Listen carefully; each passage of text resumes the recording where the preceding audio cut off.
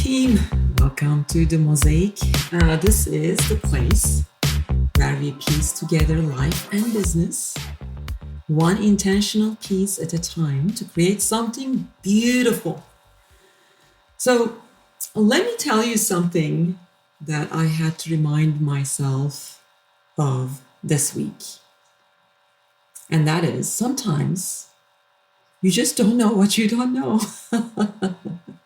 So today's episode is really all about a test that I totally messed up.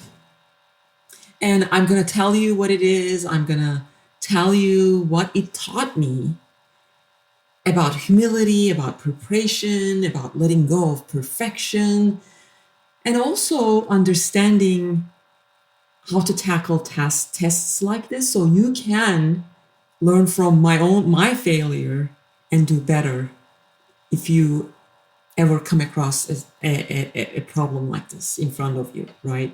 Okay, so here's a little bit of a background story.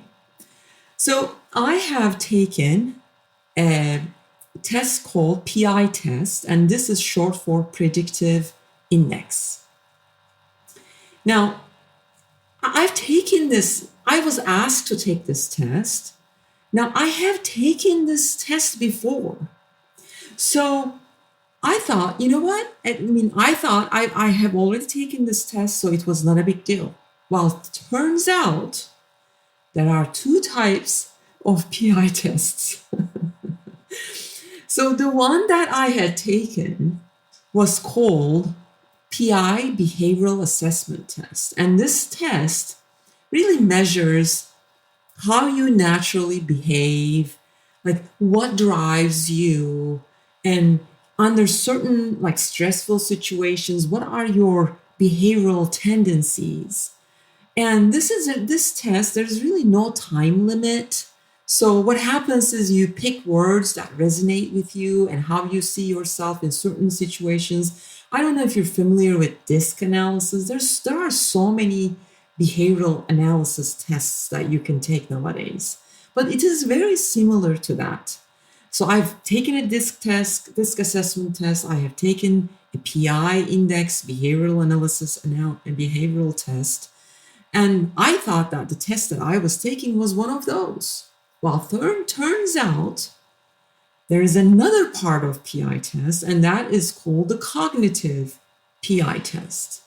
Now, this one is a whole different beast. I mean, this test involves math, logic questions, a little bit of special reasoning questions, and this test is timed.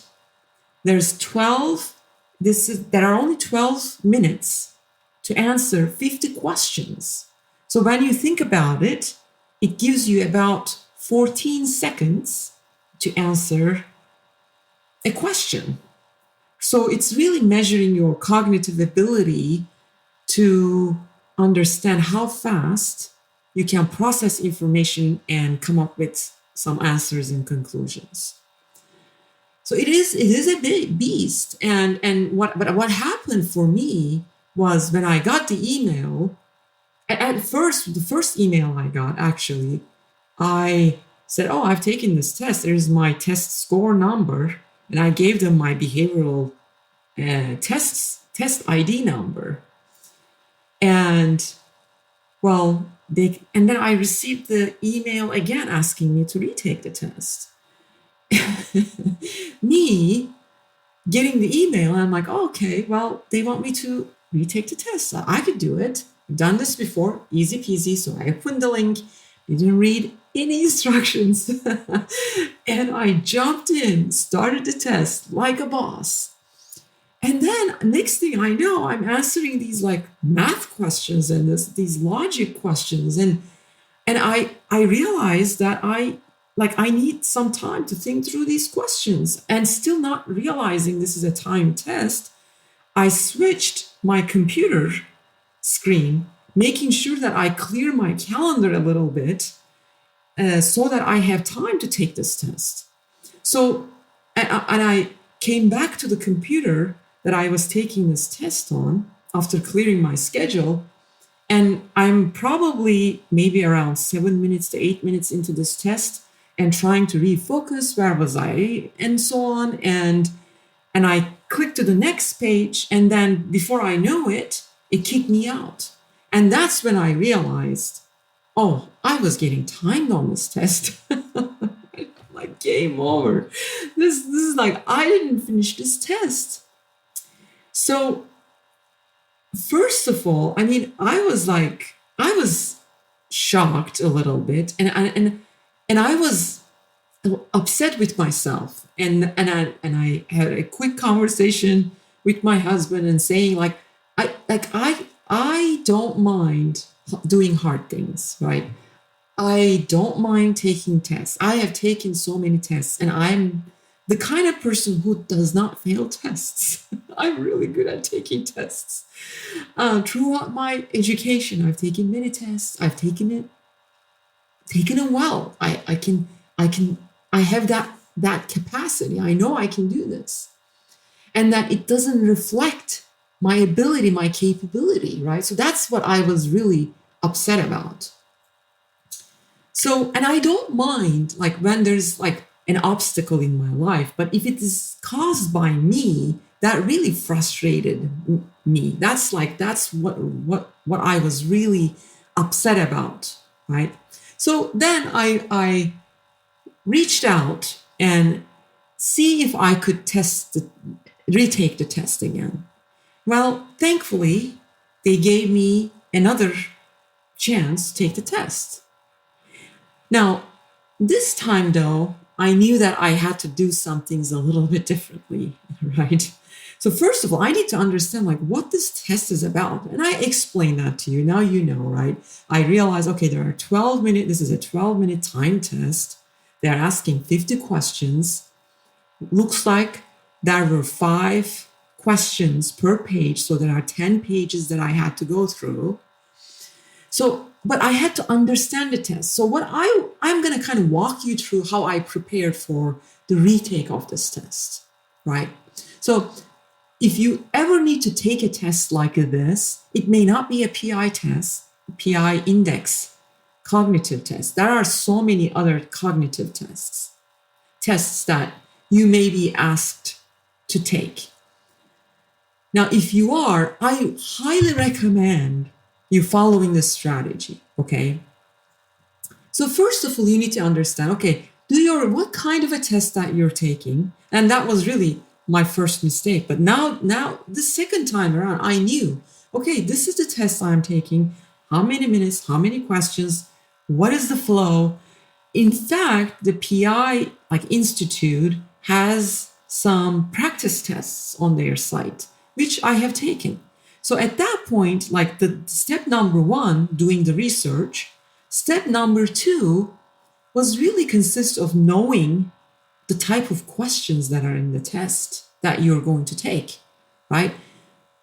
You know, practicing these sample tests ahead of time, sample questions are great idea, right? You need to understand what type of questions they are going to ask me.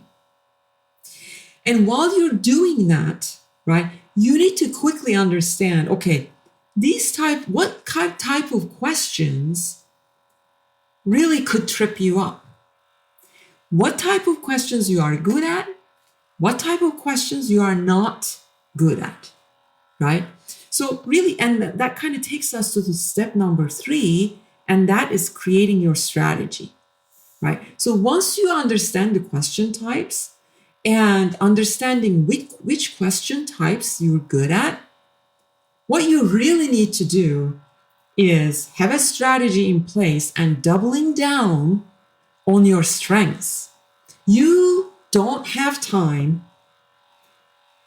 or wasting time trying to become good at something that is a weakness for you, because these tests, you're either good at that type of question in a certain quick time period, or you're not. So you have to come to terms with your weaknesses and have a game plan, a strategy to tackle the question types that you need to tackle first. So for me, for the PI assessment test, Logic questions were a huge time suck. Like, I think what happened with me was my computer science brain kicked in, and I was thinking about, okay, this if logic A is this and logic B is this, is logic C true or false, right? That type of questions. And I was creating in my mind exceptions. Are there any exceptions? That was a huge time commitment. Now, if I had plenty of time, could I answer those questions? Absolutely, right? But for me, doing this in a time test, it was a no-no. My strategy was logic questions. I had to skip them. That I just didn't have time to answer them. So then there's spatial recognition questions. What I found out is that spatial recognition questions, if it is coming to me quickly, I was very quick at it. But if I am struggling, I had to move on. So that was my strategy with special questions, like image questions. So this image comes after this. So what comes after this image, right? So you have to kind of understand the theme by looking at an image. So I was either quick at it or not at all. So I wasn't going to try. If it comes to me quickly, I was going to answer. If it doesn't come to me quickly, I was going to move on. Now, math and word-based questions, I was very comfortable with, right? So that math questions to me is like black and white. I can find the answer. I can get close to the answer. Actually, one answer I completely guessed. I can get closer to the answer, so I could just quickly make a decision and move on. So those questions were I could handle. So knowing myself and having that strategy in place and going into the test, the last piece of it, okay, so with that in mind, I had to overcome one more thing, right? And that's a big step. When you're getting ready to prepare a timed cognitive analytics test like this, that you have to come to terms with not being able to answer all the questions. So, and letting go of the desire to get it all right. Because that was really the hardest part for me. Like, I cannot get 100% in this school, in this test. And I had to come to terms with it. That was now A+. And it was okay not to answer every question. So my goal, with the strategy in mind, with my strategy in place, my goal was, rather than answering all the questions, my perfection goal was coming to the last page of this cognitive analytics test. So if I was on page 10 and was able to get to it with my strengths, answering the questions that were right up my alley, that was perfection. So I had to redefine what perfection meant to me for this test. So that's really it. I mean, that is the strategy, okay? That is what you need to do if you come across a situation like this in your life. Now, real talk, right? I still don't like the fact that I bombed the first test. But it also reminded me of something that I tell you all the time. A setback is not the end. It's just a data point. With data, you can use the data to help you grow, to help you reset, to help you rinse and repeat. Okay? So I think this kind of goes well into maybe the affirmations piece of this episode. I really want you to repeat after me. I want you to say these affirmations to yourself and really feel it, believe in it, and be it, like live it, okay? And it may not be a test for you, but it may be another failure or another experience that you didn't want happen in your life, right? So-called failures. There never are so-called failures. But okay, let's get to the affirmations. I learn from every experience, even my failures. I am capable, resourceful, and prepared. I trust my strategy, my strengths, and my growth. I do not let one moment define my worth. All right, this is all I got for you as far as affirmations go. So action steps, really, like if you were to wrap this episode up, a quick summary. Don't assume, prepare smarter for the things that are coming up in your life. Like, know what is coming. Be prepared. Identify your strengths. Don't waste your energy trying to master your weaknesses in the moment. It's not necessary. Play to your strengths. Practice letting go. It's okay to skip. It's okay to move on. It's okay to adapt. Okay? But you have to let go of that perfectionism mindset. And then you need to reframe the failure. See it as a feedback. You're not behind. You're not ahead. You don't have to rush into something that is like going away from you. You are where you need to be right here, right now. And then, just really, you can do anything, my friends. Even if you bomb a test, a meeting, a project, even if you feel like you're not ready, you're learning, you're building, you're rising, okay? This test didn't define me. Your setbacks don't define you. You are building something beautiful. We are creating our mosaic, one imperfect piece at a time. Okay, I love you. Now, don't forget to follow me on Instagram at Arzu Ghazni. I post these affirmations of my podcasts now on Instagram and Facebook, and actually on YouTube too. Podcast reviews, and there are some behind the scenes stories there. I would love to see you in social media also. So until next time, let's create something extraordinary, shall we? Mwah! I'm out. Till next time. Bye.